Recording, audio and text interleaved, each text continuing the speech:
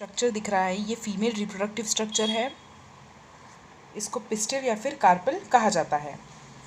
अब female reproductive के भी तो कुछ पार्ट होंगे ना, तो इसको फर्स्ट पार्ट को स्टिग्मा, स्टाइल और ओवरी, ये 3 पार्ट में डिवाइड किया हुआ है।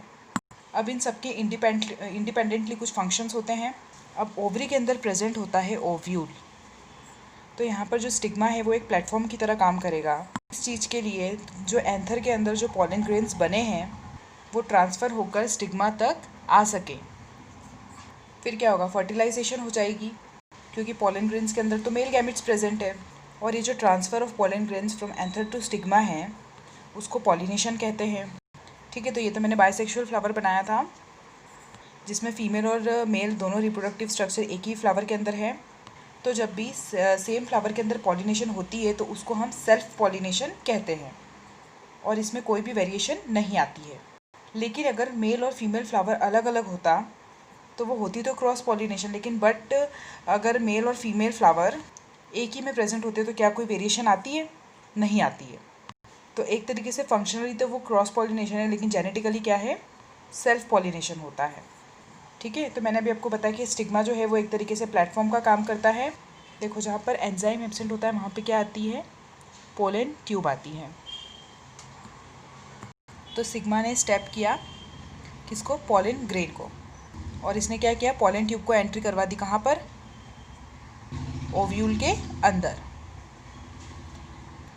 आपकी बुक के अंदर ओव्यूल का डायग्राम दे रखा है, तो इस डायग्राम से काफ़ी सारे क्वेश्चंस आ जाते हैं। इसमें आपको मेनली लेबलिंग पता होना चाहिए। ये इसके अंदर क्या है, एम्ब्रियो सैक प्रेजेंट है। आपको याद रखना है ovules carry the embryo sac.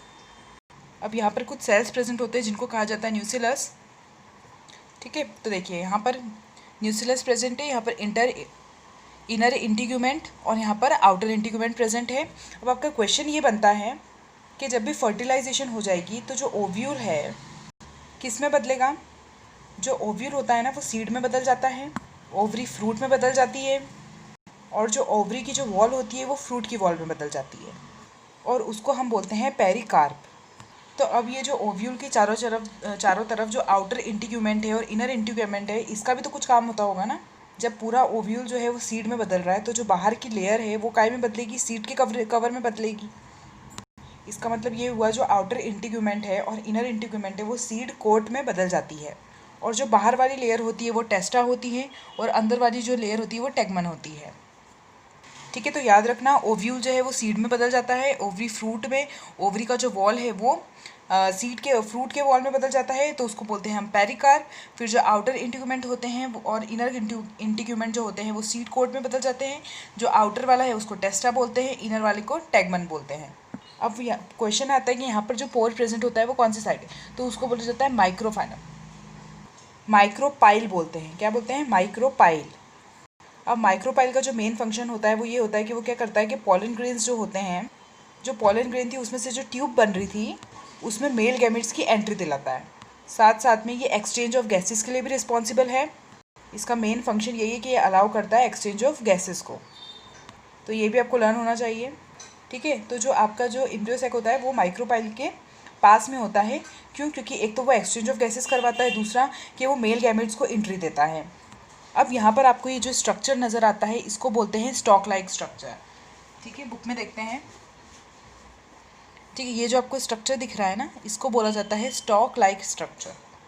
ये क्वेश्चन आता है कि जो स्टॉक लाइक स्ट्रक्चर है वो क्या है, तो आप बोलेंगे वो फ्यूलिकल है। ठीक है, क्या है वो, फ्यूलिकल। और इसके बीच में जो यहाँ पर ये जो पार्ट होता है जो जंक्शन की तरह काम करता है उसको कहा जाता है हाइलम। अब अगर मैं एम्ब्रियो सैक के बारे में बात करूँ तो इसकी भी जब फॉर्मेशन हुई होगी तो कोई ना कोई कॉम्प्लिकेट प्रोसेस तो हुआ होगा। जब हमने माइक्रोस्पोरोजीनियस पढ़ा था तो तब हमने देखा था कि 4 माइक्रोस्पोर बन रहे थे। तो अब यहाँ पर मेगा स्पोरोजेनेसिस होगा। क्योंकि यहाँ पर फीमेल के बारे में बात कर रहे हैं इसलिए मेगा वर्ड यूज़ कर रहे हैं, और वहाँ पर मेल के बारे में बात कर रहे थे इसलिए माइक्रो वर्ड यूज़ कर रहे थे। अब देखते हैं कैसे होगा। ओवरी के अंदर कुछ स्पेशलाइज्ड सेल होंगी, डिप्लॉयड सेल्स 2n, मियोसिस जिसको हम बोलते हैं मदर सेल, और जहाँ पर भी मियोसाइट वर्ड आएगा तो आपको ये याद रखना है कि वो डिप्लॉयड होते हैं, यानी कि 2n means 2n number of chromosomes उसके अंदर प्रेजेंट होते हैं। अब यहाँ पर मेगास्पोर की फॉर्मेशन कैसे हुई, जो मेगास्पोरेंजियम है उसके स्ट्रक्चर्स हम लोग देख लेते हैं। देखो यहाँ पर ये मेगास्पोर मदर सेल है जो कि 2n है, डिप्लॉइड है। तो जब ये मियोसिस 1 करेंगे तो क्या होगा, फिर 2 हैप्लॉइड सेल की फॉर्मेशन हो जाएगी। अब यहाँ पर मियोसिस 2 हो रही है, तो जब भी मियोसिस 2 होगी तो हमारे पास में 4 हैप्लॉइड सेल्स आएंगे। देखो कैसे, इस तरीके से, ठीक है, 1 2 3 4। मगर न्यूट्रिशन की कमी होने की वजह से इन चारों में से जो 3 होते हैं मेगास्पोर्स, वो डी जनरेट कर जाते हैं। ठीक है, तो यहाँ पर ये था मेगास्पोर मदर सेल।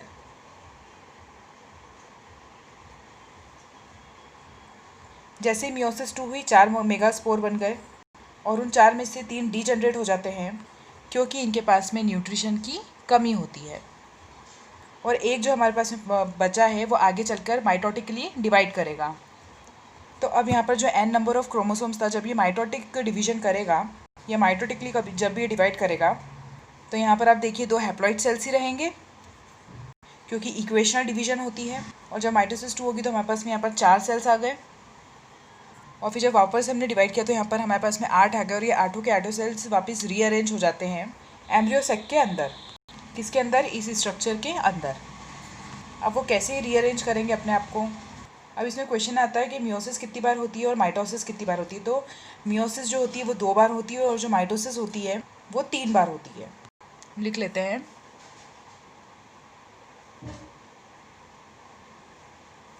टू बार होती है, माइटोसिस 3 टाइम्स होती है। देखो जब ये है ना रीअरेंज होते हैं तो ये कुछ इस तरीके से अरेंज होते हैं। इन तीनों सेल्स को बोलते हैं एंटीपोडल्स होते हैं क्योंकि यहाँ पर n numbers of chromosomes present होते हैं। यहाँ पर सेंटर में जो सेल्स होते हैं वो आपस में फ्यूज़ हो जाते हैं, तो इसके कारण आपके जो सेल्स हो गए वो 7 हो जाते हैं। लेकिन न्यूक्लियस तो फ्यूज़ नहीं हुए। कैसे, देखो ये तो अभी भी 8 है, 1 2 3 4 5 6 7 8। ठीक है, तो पूछा जाता है कि मैच्योर सेल के अंदर क्या कंडीशन होती है, तो उसके अंदर 7 सेल्ड 8 न्यूक्लियस होते हैं। ठीक है, याद रखना है इनको एंटीपोडल्स रहते हैं और ये कहाँ पर प्रेजेंट होती है, चेलेजल के इधर प्रेजेंट होती है पास में, या बोल सकते हो चेलेजल एंड की तरफ प्रेजेंट होती है। अगर इस स्ट्रक्चर को मैं उल्टा कर दूँ तो ये यहाँ पर चेलेजल एंड होगा, तो ये यहाँ पर प्रेजेंट होगी। ठीक है, इस जगह पर। तो फिर ये कौन सा रीज़न हो गया, ये माइक्रोपाइल रीज़न हो गया। अब ये जो माइक्रोपाइल जो है, यहाँ पर आप देखोगे कि आपको फिंगर लाइक स्ट्रक्चर्स दिखेंगे। ये स्ट्रक्चर जो है ये इसको बोला जाता है एग सेल, और इन तीनों को मिलाकर एग एपरेटस कहा जाता है। ठीक है, एग एपरेटस में कितने सेल हो गए, 3। अब अगर हम सेंटर सेल की बात करें तो इसको पोलर न्यूक्लियस बोलते हैं। ठीक है, पोलर न्यूक्लियर। और ये जो फिंगर लाइक प्रोजेक्शन होता है, ये स्ट्रक्चर नज़र आता है, इसको कहा जाता है सिनर्जिड्स। ठीक है,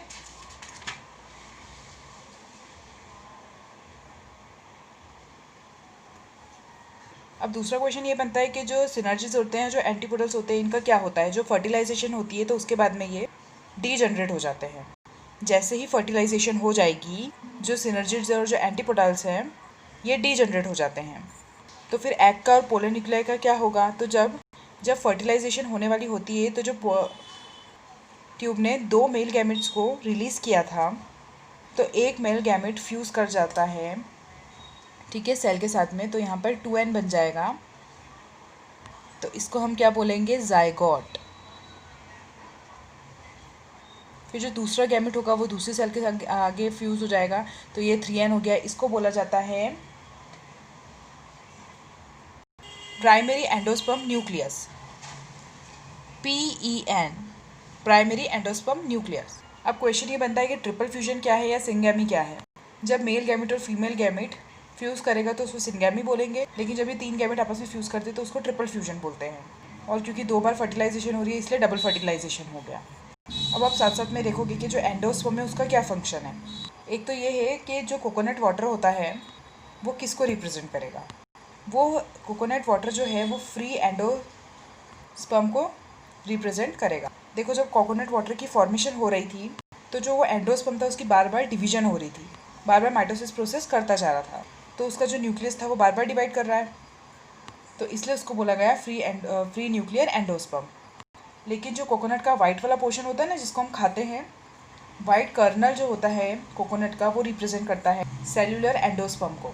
अब इसमें जिम्नोस्पर्म और एंजियोस्पर्म के बीच में डिफरेंस पूछा जाता है। मैंने अभी आपको बताया था कि जिम्नोस्पर्म के अंदर जो एंडोस्पर्म होता है वो हैप्लॉइड होता है, मतलब n नंबर ऑफ क्रोमोसोम। लेकिन यहाँ पर जो एंडोस्पर्म बना है वो कैसा है, 3n, यानी कि ट्रिप्लॉइड। तो ये काफ़ी इंपॉर्टेंट टॉपिक है।